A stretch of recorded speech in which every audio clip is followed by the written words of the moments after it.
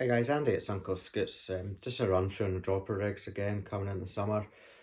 So we've got the 6.0 BKK with the hollow core flasher, £60 Nomad Pandera. So what I like to do is make sure I've got something at tension, which is in the thumbnail right now. So I'll start off. Length between the swivel and the first dropper doesn't have to be massive, so I've made it about 30 centimetres. You can see I'm using my table as a measure. This is 40 centimetres.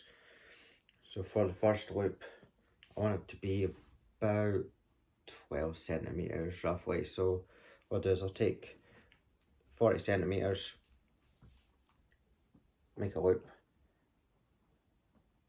and I'll twist that together 7 times at least, until I've got like that on both sides basically. So from there, bring the loop back through.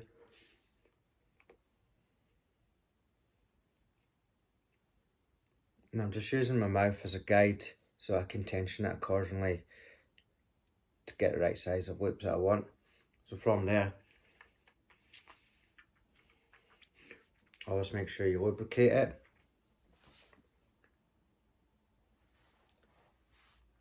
And I'm using a hook to tension it so I can pull from both sides to get a nice even knot. That will allow me to fully tension that knot so I don't have to worry about it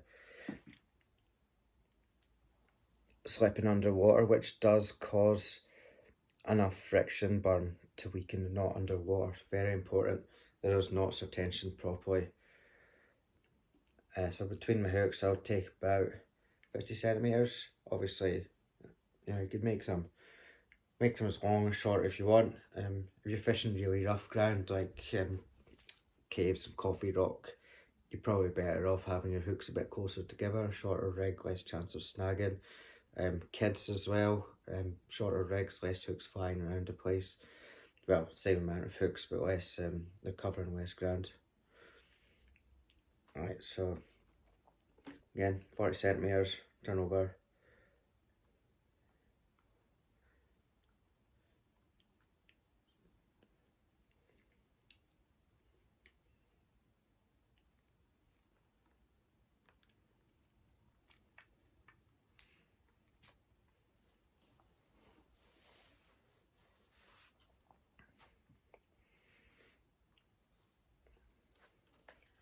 Now, the reason I say minimum 7 is because any less than knot does have a chance of slipping, which again will cause friction. If you tend to do quite a lot of loops, you'll struggle to cinch it down properly. So like anything more than 10's not needed. Now, again, if you're fishing with the kids, shorter lengths on your sinkers will see you catch like a lot more plate fish, flathead especially. You know, closer to the bottom you can keep your baits, the better. Obviously, if you've got a long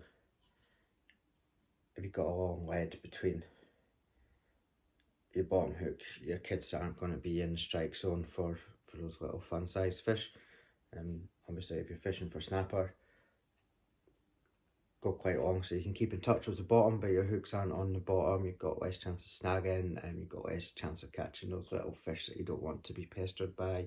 There's less pickers, and your flasher's sitting a lot higher in the water, so it'll be seen from further away and drawing those larger fish, or even encourage just those timid fish off the bottom to come up and smack it. Now from sinker loop, just a double overhand. I'm going to tension it from both tag ends so I get a nice streamlined knot.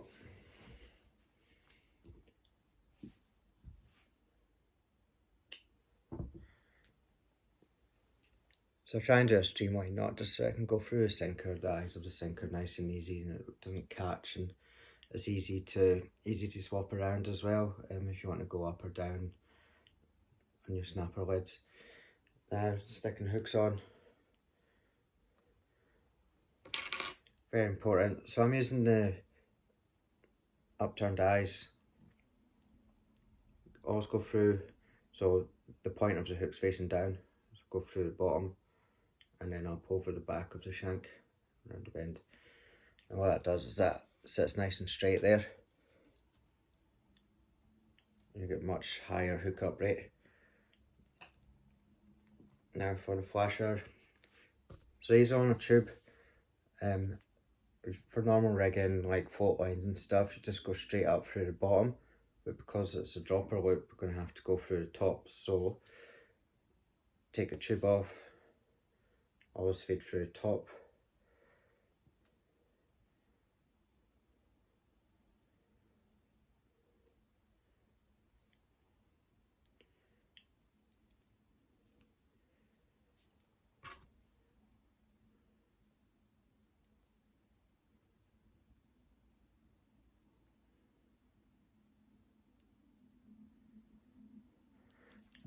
So that's my hook on, and that flasher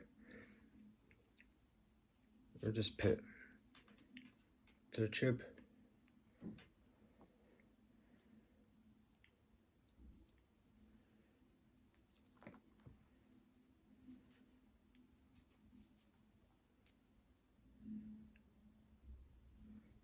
So that just sits on there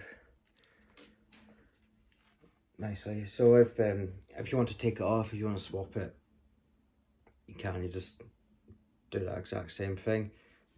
If you want to bait up, or if you've got any specific baits like a thread that you want to squid up your line or whatever, just move your hollow core up and you've got a lot more room to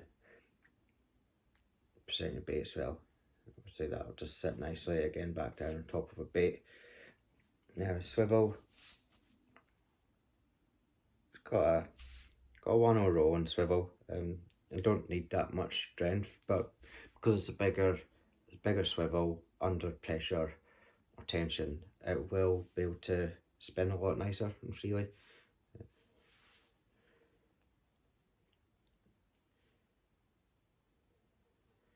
So I've just gone round my line twice to make a loop, and then I've gone inside my loop 3 times.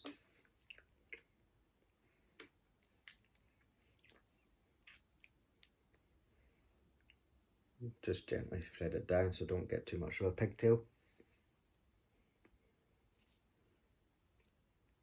And there you go, so that's my knot finished there. I'm just going to trim the tag off. So I always leave maybe about 1 centimetre, just in case that decides it's going to go for a little walk under tension. So there we have it. That's what I would use for a snapper rig. Now the reason I've not got a flasher on the bottom is if there is any big snapper kicking around, they're going to see that one on top. They're going to be sitting higher up in the water anyway, so you don't need 2 flashers, especially with the bag limits these days as well. If you're catching 2 snapper at a time, chances are they're going to be 2 smaller ones. So you know, it's up to yourself. If you want to put 2 on, put 2 on. But yeah, as always, you know, just do what you need to do to go out and have a good time. Alright, that's me for today. Cheers guys, and tight lines. Thanks for watching.